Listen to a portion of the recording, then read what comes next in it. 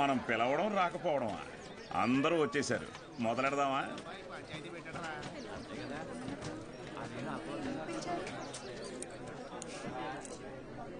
మీరు మీటింగ్కి పిలిస్తే వస్తున్నారు సార్, కానీ నేను క్లాస్ చెప్తానంటే ఒక్కరూ రావట్లేదు. చాలామంది స్టూడెంట్స్ పనులకి పోతున్నారు. ఏమని వాళ్ళ పెద్దవాళ్ళని అడిగితే సంపాదించుకోవాలి అంటున్నారు. అదేంటి పంతులు గారు, చదువుకునేది సంపాదించడం కోసం, ఆ సంపాదన తప్పు అంటారేంటి?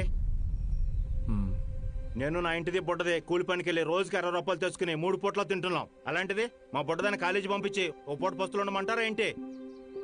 బాగా చెప్పావురా మ్యాక్స్ బాబు.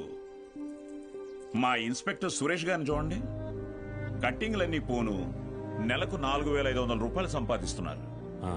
అదే సారాకోట్ సోమిగాడు, వాడే ఎరా అక్షరం ముక్క రాదు, నిషాని, కానీ రోజుకు 500 రూపాయలు సరుకు అమ్మందే కొట్టు ముయ్యడు. మరి చదువుకున్నాడు కంటే బాగానే సంపాదిస్తున్నాడుగా. ఇంకేంటి మీ చదువుకున్న గొప్ప.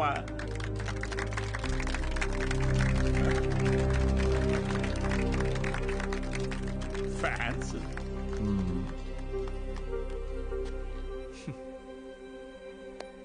సరే, టైం పాస్కు ఒక కథ చెప్తాను, వినండి.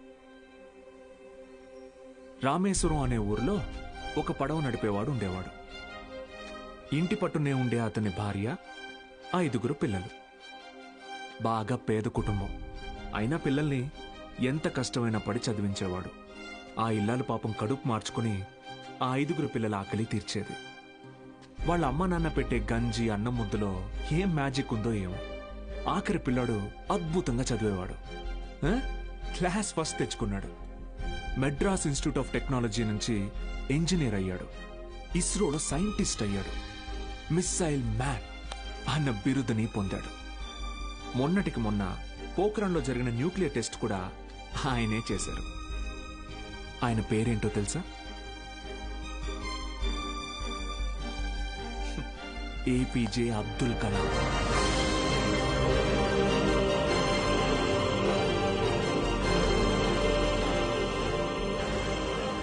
ఆ రోజు ఆ పడవ నడిపేవాడు, నా కొడుకు నాతో పాటు పనిలోకి వస్తే ఒక 4 ట్రిప్పులు ఎక్స్ట్రా వేయొచ్చు, ఒక 4 రాళ్ళు ఎక్కువ సంపాదించుకోవచ్చు అనుకోనుంటే భారతదేశం గర్వించదగ్గ సైంటిస్ట్ని కోల్పోయేవాడు. ఇందాక మీరు ఈ ఊరి ఇన్స్పెక్టర్ని సురేష్ గారు అన్నారు. సారా ఆమె సోమరాజుని సోమి గాడు అన్నారు. పాపారావు,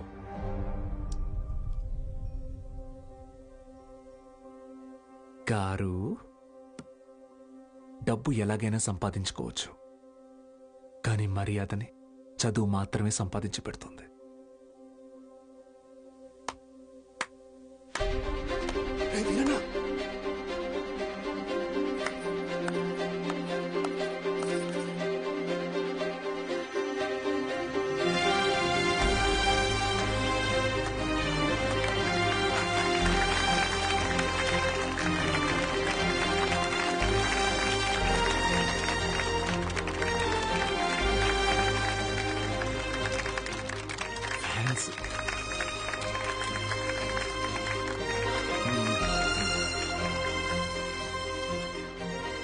మీకు నేనున్నాను, ఉంటాను. మీ ఫ్యూచర్ నా రెస్పాన్సిబిలిటీ. కాలేజ్కి రండి.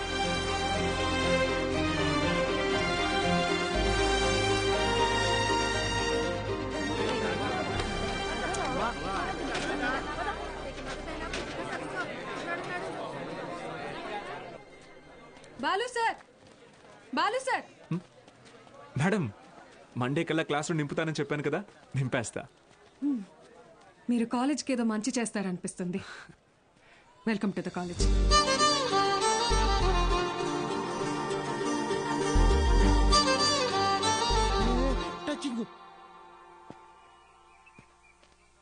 ఎందుకు సార్ ఎదురు చూస్తున్నారు? వాళ్ళు రారు. సుదర్శన్ గారు స్పీచ్ విని క్లాప్స్ కొట్టారు కదా అని వస్తారనుకుంటున్నారేమో. వాళ్ళు రారు. ఏంటే ఇది? మా నాన్న డబ్బు తిరిగిచ్చేమన్నారండి. కాలేజీకి వెళ్తున్నా. ఆహాహా అద్దరు కొట్టేశారు, సూపర్. కానీ మీ అందరి హ్యాండ్ రైటింగ్ ఒకే రకంగా ఉంది, ఎలా అది?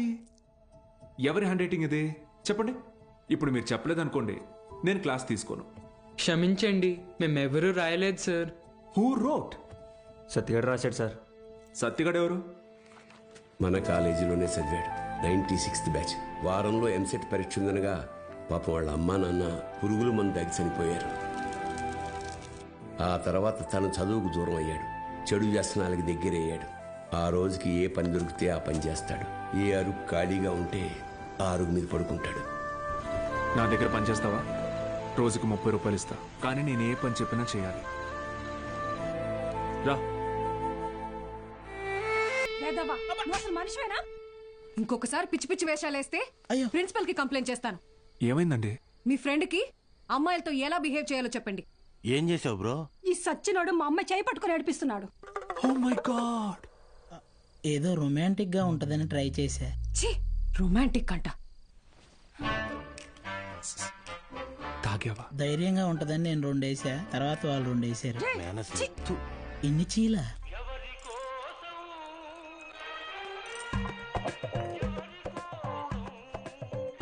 యో పిచ్చోళ్ళ చేయబాకు, దోమలు కొడతాయి, రా లోపలికి. ఆవిడ కొడితేనే తట్టుకున్న బాడీరా నాది. తొక్కలో దోమలు నన్నేం చేస్తాయి, పోరా బుల్ రెడ్డి.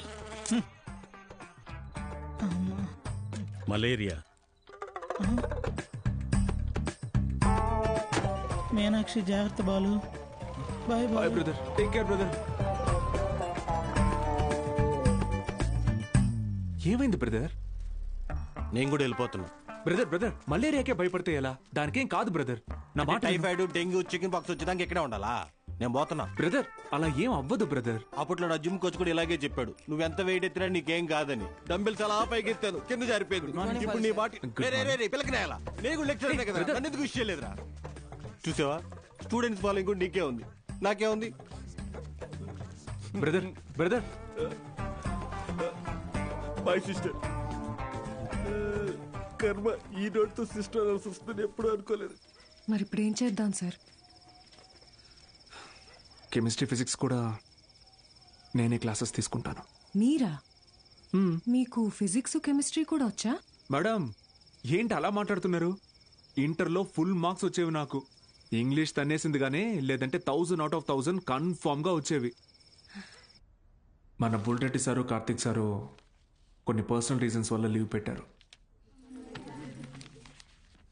అందువల్ల ఫిజిక్స్ కెమిస్ట్రీ క్లాసులు కూడా నేనే తీసుకుంటాను. రండి, బైపీసీ స్టూడెంట్స్కి కూడా మీతో కలిపి క్లాస్ తీసుకుంటాను. కాస్త అడ్జస్ట్ అయ్యి కూర్చోండి.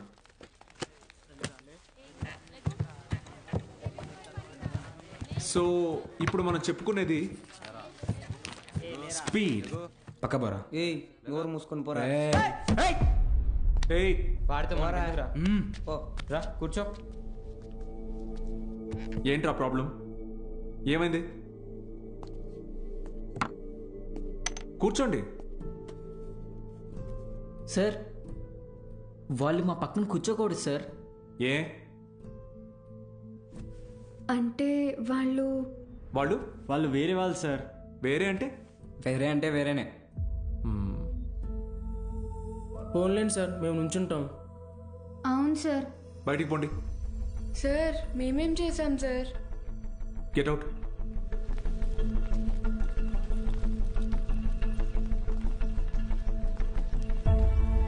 నోట్ చేసుకోండి.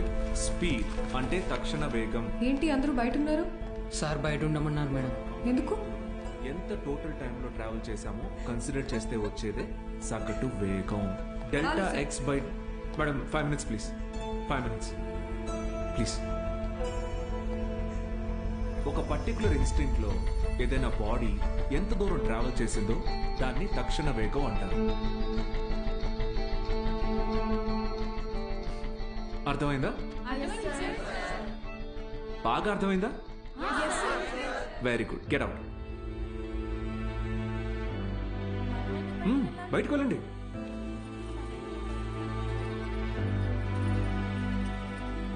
మీరు లోపలికి రండి. వెలాసిటీ అంటే గమన వేగం. ఎందుకంటే మనం దీని డైరెక్షన్ని కూడా కన్సిడర్ చేస్తాం. దీని యూనిట్స్ మీటర్ పర్ సెకండ్. అర్థమైందా? మీరు లోపలికి రండి. అందరూ నిలబడండి. Get up get up get up.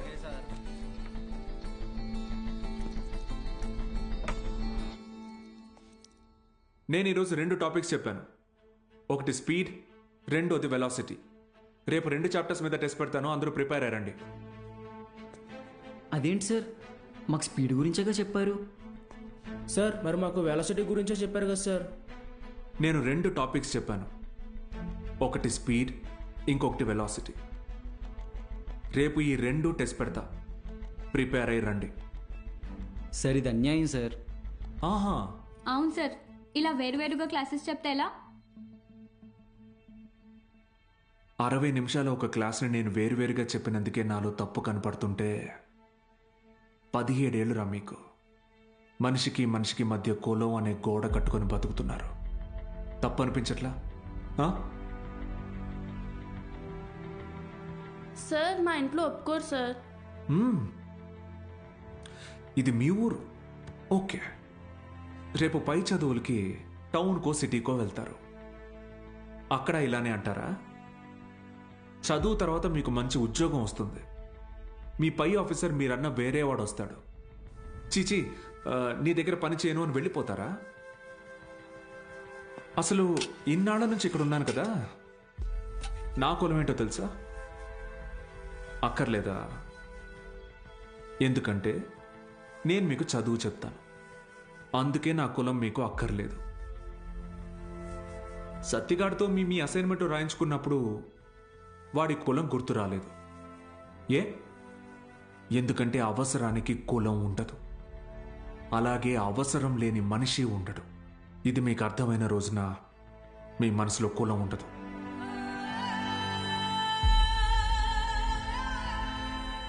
గుర్తొచ్చింది సార్, మా అందరికీ మళ్ళీ క్లాస్ తీసుకోండి సార్. రే, నేను ఈరోజు 2 టాపిక్లు చెప్పాను, అవి మళ్ళీ చెప్పను. సార్ సార్ సార్ మధ్యలో మేమేం చేశాం సార్?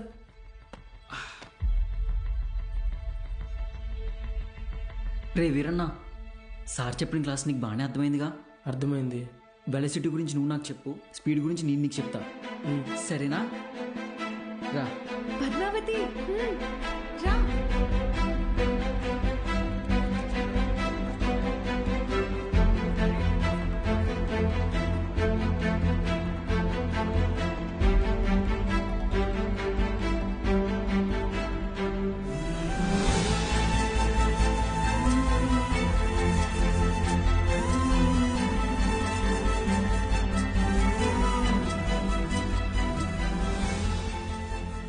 ఏంటి మేడం, క్లాస్లోకి వచ్చే ముందు ఎక్స్క్యూజ్ మీ అడగరా?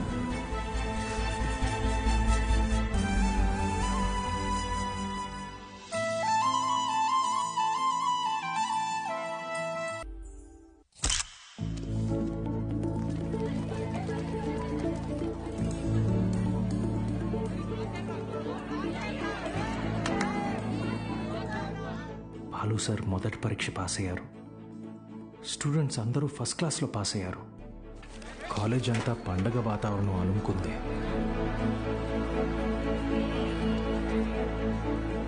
దీంట్లో మన ప్రోత్సాహం కూడా ఉంది.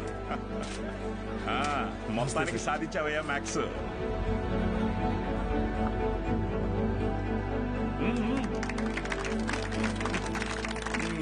Sir sir sir sir madam, Meenakshi madam ఇక్కడ. బాలు సార్. మేడం సార్, ఒక నిమిషం సార్. Sir please. సార్ నమస్తే సార్. సార్ బాగున్నారు సార్? బాగున్నావా సార్? బాలగంగాధర్ సార్ నేనే సార్, బాలగంగాధర్. నీ మనిషిని నేనే అన్ని దగ్గరుండి చూసుకున్నా. సార్ నన్ను గుర్తుపట్టారా సార్? ఆ రోజు అసెంబ్లీలో మాట్లాడింది అది నువ్వా? నేనే సార్. బా రా, కేక్ కట్ చేద్దు రండి సార్, రండి. మహాలక్ష్మి రండి రండి. బా అవును సార్ నాకు సార్ సార్ నాకు కూడా సార్ మీరు చెప్పినట్టే చేశాను, చూసారా సార్? యాక్చువల్గా అంతకు మించి సార్, పిల్లలందరూ ఫస్ట్ క్లాస్లో పాస్ అయ్యారు. మ్యాథ్స్ ఒకటే కాదు సార్, ఫిజిక్స్ కెమిస్ట్రీ కూడా నేనే టీచ్ చేశాను సార్. ఒక బయాలజీ మీనాక్షి మేడం చూశారు కదా సార్, ఆవిడే టీచ్ చేశారు సార్. గుడ్ సార్, మీరు ఇలాగే ఎంకరేజ్ చేయండి సార్. నెక్స్ట్ ఇయర్ చూడండి సార్, పిల్లలు డిస్టింక్షన్లో పాస్ అయ్యేలా చేస్తాను సార్. ఏదో ఒక్క సంవత్సరం ఫ్లూక్లో ఈ మట్టి మొహాలందరూ పాస్ అయిపోతే నువ్వు పెద్ద పుడింగిలా ఫీల్ అవుతున్నావా? డిస్టింక్షన్ అట డిస్టింక్షన్.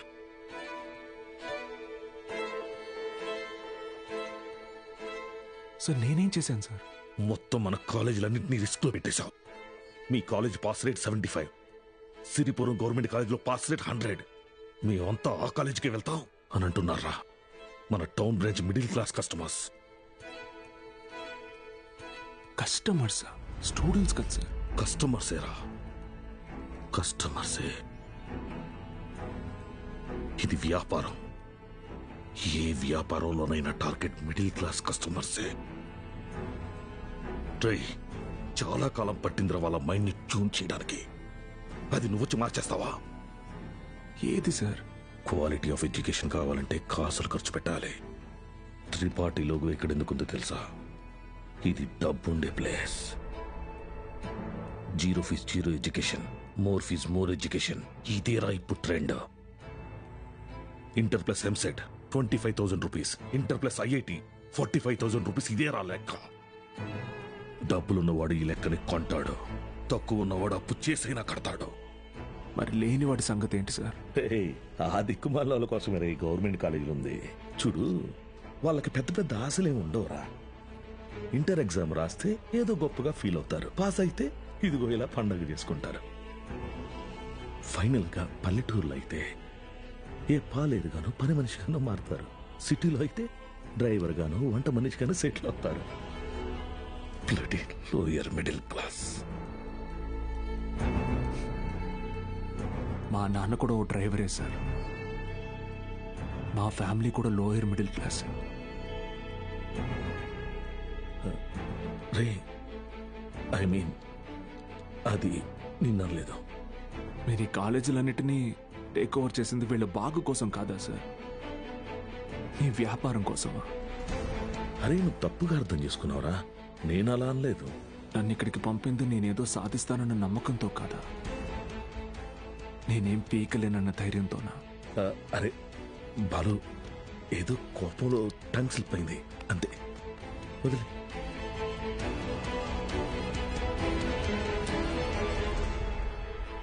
నువ్వు చాలా టాలెంటెడ్ రా, గుర్తించాను. ఇది కాదు నువ్వు ఉండాల్సిన ప్లేస్. నాతో వచ్చే మన కాలేజీలో నిన్ను సీనియర్ లెక్చరర్ని చేస్తా. 50 కాదు, లక్షిస్తా. ఇల్లు కారు అన్నీ ఇస్తా. నాతో వచ్చే. సార్ భోజనాలు రెడీ సార్.